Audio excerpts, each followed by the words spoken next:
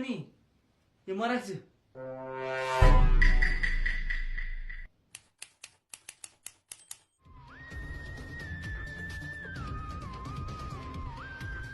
यहाँ के न के त गडबड छ।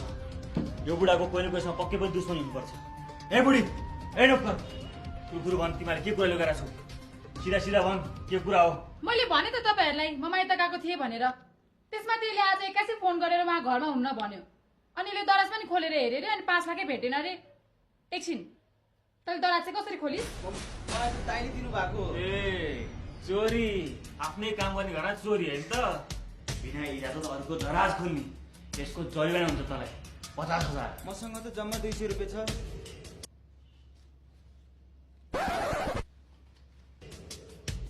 सर मलाई त यही माथि शंका लागेछ के? मलाई पनि। अभिजित, तिमीले चाहिँ कलेज चेक गर त।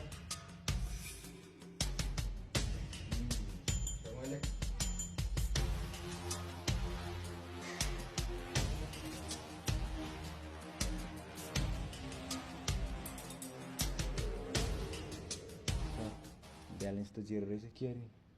छोडे छोडे ल ल चेक पैसा दे दे दे दे। अब अगाडि आएर सबलाई भन् तँलाई को माथि शङ्का छ। र अनि अर्को कुरो, त्यो बुढो कोसँग भेट्थ्यो, कहाँ जान्थ्यो, के गर्थ्यो